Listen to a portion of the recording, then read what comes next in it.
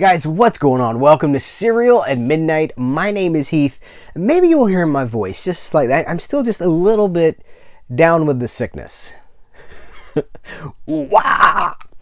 But guys, the Thrift Store series. The Thrift Store series has made its triumphant return. I think this is Thrift Store 19, I want to say. And some of you have waited patiently. Some of you have not waited patiently. Some of you have sent me dead fishes with notes wrapped around them that say Thrift Store.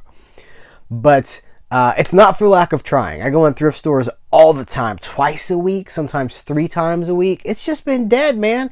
It's just been a very low period for thrift stores, for bargain hunting, things like that, at least in my neck of the woods. I don't know about where you're at, but so it's in like 4 months since the last video. This is the biggest haul that I've had. There was the book haul that we did, the Hard Case Crime book haul. That was a thrift store haul, but that got its own dedicated video. So if you haven't seen that, there's a Hard Case Crime thrift store video. It's 18 crime novels that we found at a thrift store. But outside of that, this is the bulk of the thrift store visits from like the last 4 months. So with all that said, I'm just going to get this out of the way. This is 2 visits. They've all been, both of these from like the last 5 days.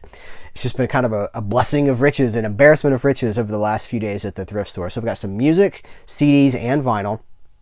I've got some movies and some DVDs and some books. And if you think you're not excited about the books, you probably will be. So hold on. So all right, let's just jump right into it with some the DVDs. So I picked this up. Soul Comes Home. Of course, I haven't watched most of this stuff yet. But this is it's a DVD from Shout Factory from, I want to say, the mid-2000s, 2003. Yes, Shout Factory was around in 2003. But it is soul music. It's like a concert. It's a compilation of soul music. Soul Comes Home is the once-in-a-lifetime concert celebrating the grand opening of the Stax Museum of American Soul Music in Memphis, Tennessee. Is that how Andy Kaufman said, "You're from Memphis, Tennessee?" when he was assaulting Jerry the King Lawler? This is pretty much how he said it, right? Booker T and the MGs, Eddie Floyd, let's see, Percy Sledge, Isaac Hayes. So this is a live performance from the opening of the Stax Museum. I need to go to the Stax Museum. I've been to Sun Records, Sun Studios in Memphis, but I haven't been to Stax, and I need to go back and go to Stax. And of course, when we go, we will take you with us. On that note, I also picked up Alfie. Now, I see the remake of Alfie with Jude Law everywhere. I feel like you can't do a thrift store visit without seeing Alfie with Jude Law. Everybody that ever bought a copy of that immediately turned around and donated it, it seems like. But I never see the Michael Caine original. And just in case you pronounce Michael Caine's name, My Cocaine. Michael Caine. So this is the Michael Caine version. This is Michael Caine version of Alfie. And it's the widescreen collection. I don't know if this has had a Blu-ray release. Honestly, I didn't even check. But I've been waiting, just kind of impatiently waiting. I'm like, one of these days, I'm going to find the original Michael Caine version of Alfie at a thrift store. And it will be mine. Oh, yes. It will be mine. And it is. I waited, and here it is. It's enhanced for widescreen TVs. It's 16:9. So that's good. It doesn't really have any special features, but the movie in its original aspect ratio on DVD, I'm very happy with that. So I know a lot of you guys, I shouldn't say a lot of you guys, I know there's like this contingent that's like, I'll only watch 4K or I'll only watch Blu-ray, but you're really missing out on things that probably aren't ever going. Alfie, I'm going to make a bold statement. Alfie with Michael Caine is never going to come to 4K Blu-ray. Maybe there's a Blu-ray, I'm not sure, but I would not hold my breath on 4K. So guys, if you want to explore, like, go have adventures. Go forth and have adventures into cinema and really explore some of this stuff. Because if you're only watching, like, the brand new 4K restoration of so-and-so, you're missing so many cool things. On that note, let's talk about Bye Birdie. You can see this still has the price tag here. It's $1.50. This is one of those that I've been meaning to buy for a long time. There was a Twilight Time Blu-ray in the US, but it's out of print now. And there's also a foreign market Blu-ray. I want to say it's maybe England or Spain, someone, the Region B area has a Blu-ray of Bye Birdie. And I've been thinking about grabbing that for a long time. And I might still, it cost me like $20, 15, $20 to import the Blu-ray. It's region free. But $1.50, I now own Bye Birdie, and I can watch it whenever I want to. And if the opportunity presents itself down the road to upgrade, someone needs to release that domestically in the U.S. And someone probably eventually will. But for $1.50, I now have that movie, and I can watch it whenever I want to. Just in case you don't know, Bye Birdie, some of you, I can predict, some of you might be like, Bye Birdie, what the? It's got Dick Van Dyke in it. It's got Jamie Lee Curtis, Janet Lee. Jamie Lee Curtis is the daughter of Janet Lee and Tony Curtis. And so Lee Curtis, Janet Lee, Jamie Lee. Okay. Janet Lee, Psycho. Anne Margaret, like everything cool. Viva Las Vegas. Anne Margaret, right? And Maureen Stapleton. So it's kind of like it's a 60s musical comedy, and that is whose alley is that up? This guy's alley. Okay, one more. Oh no, there's 2 more DVDs. Let's continue. Actually, they're all kind of musically related. I'm just kind of realizing this. This is musical. This is certainly musical. This is J.J. Cale featuring Leon Russell. This in session at the Paradise Studios, Los Angeles, 1979. J.J. Cale was a songwriter and a performer, a guitarist, a session musician. I'm not going to go down a rabbit hole of what I think he wrote because I might be wrong, but I will tell you that on the back of this, it says that he performs cocaine, not my cocaine, but cocaine, as played by Eric Clapton. He also plays the Call Me the Breeze. That's like his biggest hit, right? They Call Me the Breeze. Leonard Skinner did a version of that song. I think they probably have the biggest hit version of that song. Anyway, J.J. Cale, guitarist, bluesy country guy. 1979 with Leon Russell, man. That is pretty cool. So this was $1.50. And then last but not least, I picked up a DVD of Pirate Radio. And this is another one I've never seen, and I've always wanted to. It's got Bill... The pronunciation of this cat's name always it's Bill Nighy, right? Or Bill Nighy? Nighy? We have the knights who say Nighy. You were cut down. You will bring us a heading.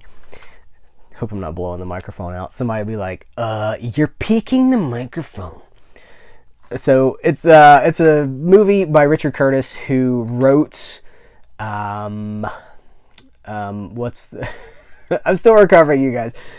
Richard Curtis wrote 4 Weddings and a Funeral. He wrote Love Actually. He also is every British every British movie that's popular ever. That's Richard Curtis. And this is one of those that it's about a pirate radio station in the 60s. And of course, right? Like, of course.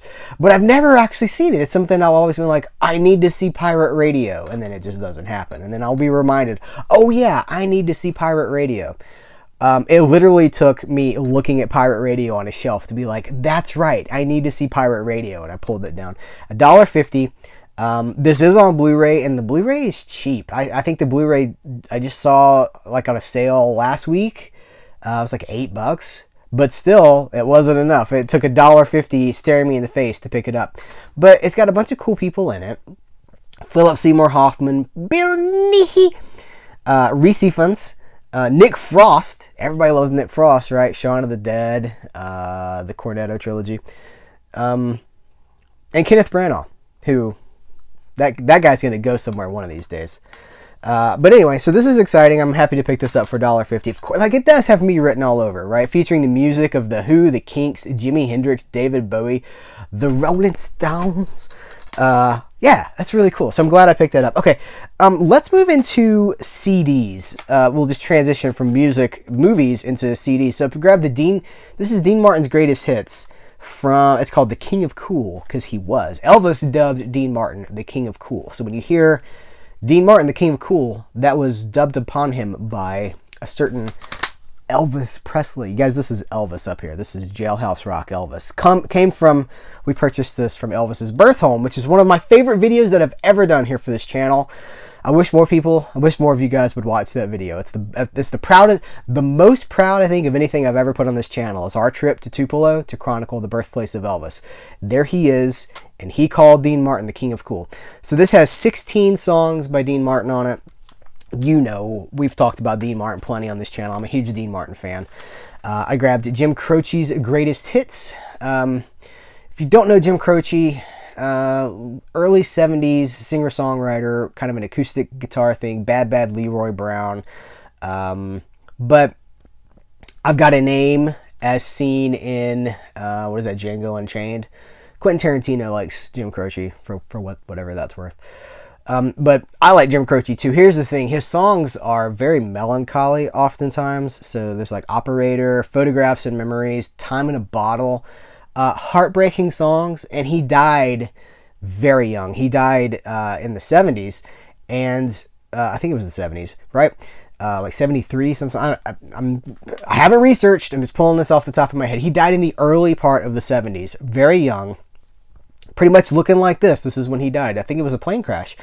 And I don't know, there's just something about his music that I very much respond to, but it's so heartbreaking. There's something so heartbreaking about his melodies and the vulnerability of it. And I don't know, if you're not super familiar with Jim Croce, I'd recommend it. It's very pre-emo maybe. It's acoustic 70s songwriter emo stuff. And then the last CD that I got is the Essential Billy Joel Volume 1 and 2. Now, I own no Billy Joel. You know, I take that back. I have Piano Man and The Stranger on vinyl. But I don't own any Billy Joel on CD. So this was $1, and it's the 2 CD Essential Collection. So it's 36 songs. It's like 2 hours and 40 minutes of Billy Joel, and it really does have everything that I think I would ever want by him.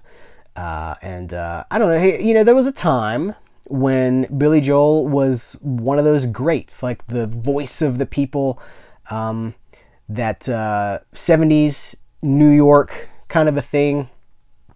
Anyway, so I like some of it. I don't like all of it. I definitely, once he gets into like the River of Dreams period in the 90s, I'm out.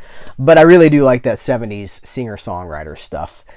Okay, let's go on to the records here. We're going to save the books for last, and we are saving the best for last. But these records are really cool, and you're gonna dig these two. So I'm going to start off with the one that's the most obscure. This is Laurie Holloway. Now, I did not know much about him, but I did do some research. He's an MBE. He's like way up in the, you know, he probably has Queen Elizabeth's number on speed dial because he's an MBE. I figure that's how it goes once you get the member of the British Empire award. Is it an award? The honor. They're like, here, can I see your cell phone? And they're like, beep, boop, beep, boop, boop, boop, boop, boop, boop. And they put it in, and they're like, only call it if you have to. But he's a piano player. And this album, first of all, great cover, right? Like this chick is this lady is very 60s, and the whole thing has this 60s jazz kind of a thing. This album is from 1967. It's his first solo album, and it was sealed. Now, I have opened it and listened to it, and I like it. I don't love all of it, but I do like at least half of it. It's really good. Some of the songs sound like Charlie Brown, like Vince Guaraldi Trio. There's a song in here called Nossa Bova, not Bossa Nova, Nossa Bova. And it's very Charlie Brown-esque, Vince Guaraldi, kind of through that samba bossa nova filter. Very cool stuff. I just say, you know, I don't know what the availability of this is, if you're going to go download it on iTunes or something like that. But I paid 50 cents for this, and I brought it home, and I cracked it open, and I put it on the turntable, and Bree and I both listened to it, and we were just like, woo. So that's the official Serial at Midnight review of this album. What is, you guys, I don't even know how to intro it. I'm just going to show you. The Tuff Turf soundtrack. I didn't even know there was a soundtrack, but there is a Tuff Turf soundtrack. You know, Tuff Turf just came out on Blu-ray a couple of months ago as I'm making this. I'm blocking my light. So James Spader, 80s James Spader. I don't really know some who, like Southside Johnny. the Jim Carroll Band, Jack Mack and the Heart Attack, Lena Lovitch. These aren't people that I'm overly familiar with. Marianne Faithfull, I do know. But it's very, very cool to have the Tuff Turf soundtrack from Rhino. You know, let me take this out and show you guys. I'm going to be gentle with it. It doesn't look like it's been listened to. Whoever had this took very good care of it. I'll show you. It's a little bit dusty, but you can see, maybe you can see, it's very clean. But I wanted to show you guys, you know the Rhino label. Is this the same Rhino? Because, you know, now they have just like a little Rhino symbol, right? But it's like the little red white letters and the red circle. But I'm like, is this the same Rhino? I think it is. Anyway, it's just cool because this is like a greaser Rhino. You know, he's trouble, man, that Rhino. Anyway, 50 cents. 50 cents for the Tuff Turf soundtrack. But that does not compare to the last record that I'm going to show you guys. I cannot believe it. This is one of those things where, like, if thrift stores did research, well, I don't know. You guys remember that thrift store video where they had the Death of Superman comic and it was like, it was like $12 or something like that. They had like all these crazy prices. Old issues of Wizard magazine were like $8. It's like, what are you doing? Thinking that everything is worth money. That was not the case at this thrift store because I picked up Buckingham Nicks. Okay, so here's a brief history. This is Lindsey Buckingham, Stevie Nicks. This was their only album together. This is before Fleetwood Mac. They put out this album. It's a collaboration between the two. Iconic cover. I think she has since said that she regrets this cover, that she felt pressured by Lindsey to, let's not get into it. But iconic cover, iconic album. Here's the thing. To my knowledge, this still has not had a CD release, and I don't know that it ever will. I don't even think this is available digitally, legally. I'm sure you can buy a CD, and I'm sure you can buy a digital file. You can download a digital file, but it's not official. It's not licensed. It's not from the record company, and they get no money from those things. Those are bootlegs. So the only way that this album lives is this original vinyl pressing. This is the only pressing that this had, and it's just amazing. This is like a $50 album. Not that I buy things for value. I'm not selling this. I'm not into flipping. That's not why I collect. Just a quick note for those of you who's like, you're like, buy low, sell high. I don't buy for value. I buy for me, to enjoy, to explore, to appreciate. And so when I saw this, I was like, get out of town. And it looks so good. Has the original sleeve. I'll carefully, again, this is one, it's a little dirty. It's got a couple of fingerprints on it, but this is in very good condition. There are no scratches. There are no scuffs. It barely looks like it's ever been played. And I'm telling you guys, the jacket has some wear to it. Not necessarily wear. So it's got like a stain right here. It looks like coffee or something like that. Maybe Coke, and some brown stains on the inside. Again, probably, I don't know how well you can see because it's white in a well-lit room, but definitely worth more than 50 cents, which is what I paid for it. And that's just one of those things, like if you're in the right place at the right time, you can come out with some awesomeness. As is the case with that, and as is the case with what I am about to show you. You know what? Let's start small and we'll work our way up. I grabbed this trilogy of books by Piers Anthony. He's a science fiction fantasy author. I don't think I've ever read any Piers Anthony, but this is I don't know if there were more than this, but this is 3 books. The Miracle Planet, the Xanath. No, it's by the best-selling author of the Xanath series. Anyway, so we have God of Tarot. We have book 2, Vision of Tarot. Second adventure, The Miracle Planet Explored. And then the third book is Faith of Tarot. And I think these have really cool fantasy pulpy covers. Let me see if I can get all 3 here lined up for you. Let's see. 1, 2, 3. I just think those are really cool covers. And really, it's the covers that sold me. So I don't know if this wraps up the whole series. I don't know anything about it. And I will read it at some point. But I had to check it out. So then next to these books, I look over and I see dropping things. I look over and I see Ian Fleming, creator of James Bond, The Diamond Smugglers. Now, I've never read any Ian Fleming ever at all. I'm well aware of his. We talked in the my birthday physical media haul video about the OSS 117 movies and how that book series actually predates James Bond. I've never read any Ian Fleming James Bond, but this is not James Bond. This appears to be a different character, but this is a 1965 pressing. This is the fourth printing from 1965. And it's a spy story by the creator of James Bond. So I see this and I'm like, yes, I have to have this. They're $1. So it's crazy that like the records are 50 cents, but these old battered paperback books are $1. Not that $1 is like the end of the world. It just seems a little high for a used paperback book. But so I looked next to this and I was like, oh, Ian Fleming. I gotta be careful because of YouTube and the way they flag things as explicit. So the original novel of Octum, which of course, like I said, I've never read. Let me see what year this pressing is. This one looks older than the other one. It's 1966. So it's actually, 1967. So it's even later. But certainly before the Octum movie came out. This is... So Ian Fleming wrote 12 James Bond novels, right? And that was one of them. And On Her Majesty's Secret Service was next to that. It was like, well, yes. First time in paperback, a top national bestseller for over 6 months. This has the red. You can usually tell the age of a book by what color it is. Sometimes you get that like avocado green color and you're like, this is like 1970. This is 1964. This printing is 1964. So On Her Majesty's Secret Service. Next to that was Thunderball.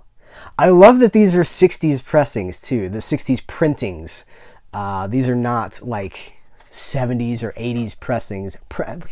It's the record collector and the disc collector in me. Printings. But this has like photos from the movie. This is very clearly, and that's our man Sean on the cover right there.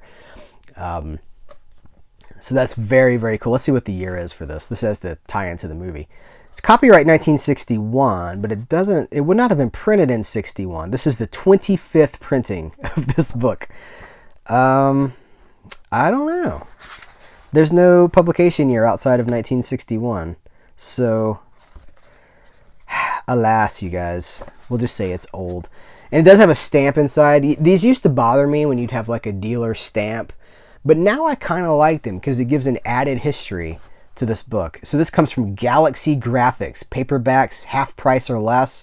Artrade 2 for 1. They are in Hanahan, South Carolina.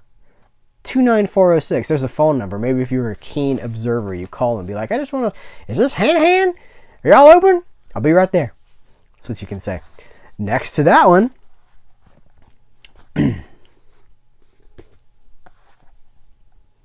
You Only Live Twice. You know what? I think I've just made an executive decision. This video, I always like to subtitle these thrift store videos like a movie title or something that you would know, but with thrift in the title. So I think we have officially decided that this is Thrift Store 19. You only thrift twice, which is ironic because of course we've thrifted 19 times now, but that'll get some eyes on the video, right? Maybe, hopefully.